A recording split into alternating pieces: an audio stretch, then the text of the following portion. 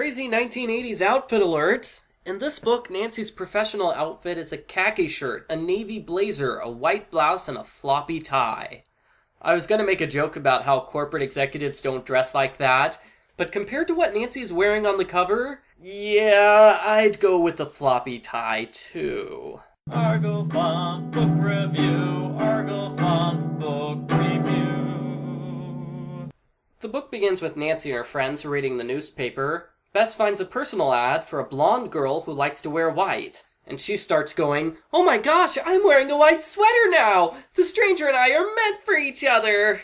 So she contacts the stranger and agrees to meet with him at a secluded restaurant at the far end of town. As you can probably tell from the cover, the meeting goes badly. The guy starts yelling at her, threatening to kill her if she doesn't give him the money. Occasionally, he accuses her of letting the glove die. "Quick, Bess, buy this guy a new glove and get him off your back!" Bess is freaked out, so Nancy decides to investigate at the local newspaper. A boring, angry woman named Lena Verl is in charge of personals here. She says the entire problem is Bess's fault, because Bess is so stupid and desperate she went on a blind date with a personal ad. Fair enough. Looks like the investigation's gonna end here, but Nancy remembers she knows somebody who works at the newspaper. No, not her rival, Brenda Carlton. Nobody likes Brenda. Nancy's actually thinking of the victim from book 15, who gets Nancy a job at the personal section. Lena isn't happy to work with Nancy, and she tries to scare Nancy off the case by pretending they got a threatening phone call. Lena doesn't have a personal phone line, though, so it's pretty easy to prove she's making things up. Other suspicious people at the newspaper include the snobby front desk woman, nosy Lucy Price, and wait, why is Nancy only investigating female suspects? We know the culprit is male. What gives, Nancy? Later on, Nancy will meet Bill, the flirty mailroom attendant, but she won't even consider him as a suspect even though he's clearly guilty, by virtue of being the only man who works with the personal section. Nancy goes outside to meet with her boyfriend. Ned is super distracted by a pebble in his shoe, so he doesn't notice the culprit's arrival. The culprit hits Ned with a car, Ned goes flying through the air, and he is sent to the hospital with severe trauma. Poor Ned. Nancy gets a phone call from the woman in white, the one that the culprit is looking for. The woman tries to place a personal ad asking to meet at a coffee shop tonight. The woman hangs up before Nancy can explain, 1, it's impossible to put today's ads in yesterday's newspaper, and 2, personal ads cost money. Nancy decides to meet with the woman in white at the coffee shop tonight, but instead of keeping the meeting to herself, she puts the information out in the open where the culprit can find it. Sure enough, the culprit intercepts the meeting and knocks Nancy unconscious. Things come to an end when Nancy recognizes the culprit's car leaving the newspaper parking lot. We have a big car chase, and then there's this weird scene where the culprit does a U-turn. Instead of following the culprit, Nancy stops her car, she gets out, and decides she's going to chase on foot. Seriously, Nancy? Why can't you just turn your car around? Why do you have to run after the culprit now? Well, conveniently, the culprit almost immediately smashes into a guardrail, so he is forced to leave his car and run on foot.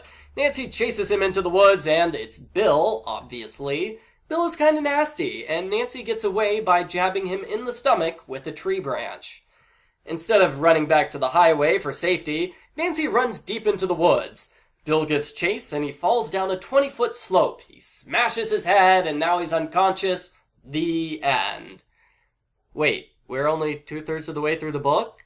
But we already caught the culprit and solved the mystery. What else is there to do? Okay, I guess we can keep going. So we're going to continue the story with another weird scene.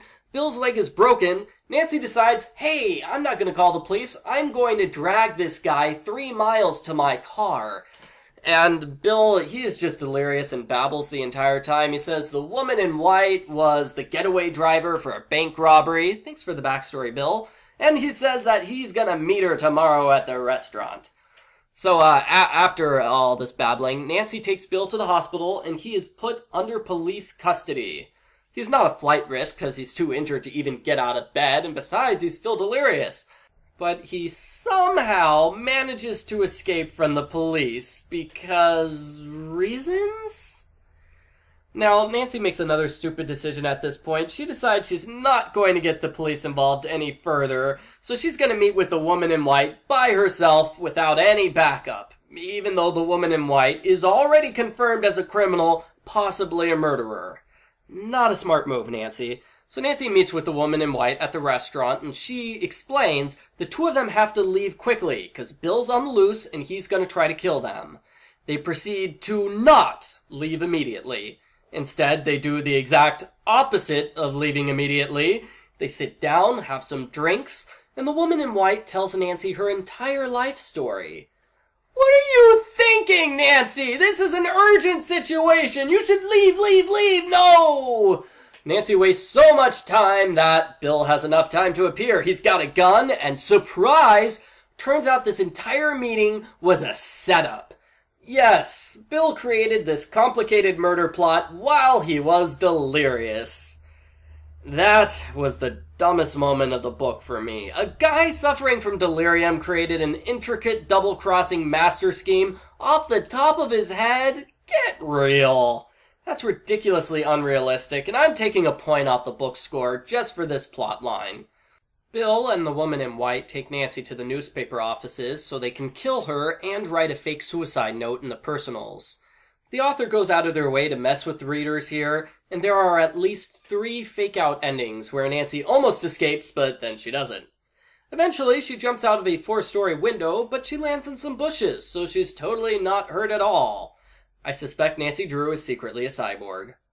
The culprits are arrested, as usual, and the book ends with Nancy apologizing to Ned because he got badly injured in a random mystery that didn't even involve him. The end.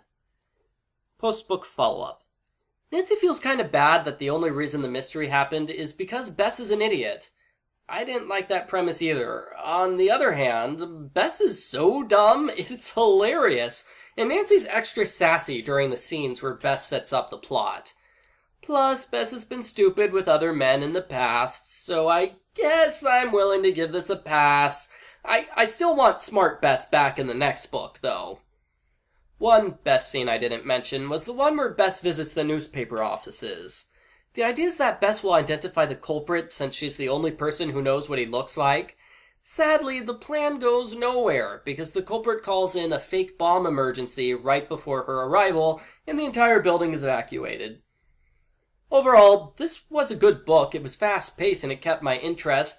I thought it was kind of weird how they probably could have ended the book 50 pages earlier, and other people have complained that Bess and Nancy are really stupid over the course of this book. That's 100% true. Bess and Nancy were really stupid in this book. But really, that didn't bother me. The only thing that bothered me was the culprit making a complicated plan while delirious. The book tried to explain it by saying he was faking being delirious, but if he was faking it, how did he manage to fool the hospital staff and the police? That's also a problem if you say he was faking being delirious. So, I'm giving Nancy Drew Files number 20, Very Deadly Yours, a 9 out of 10.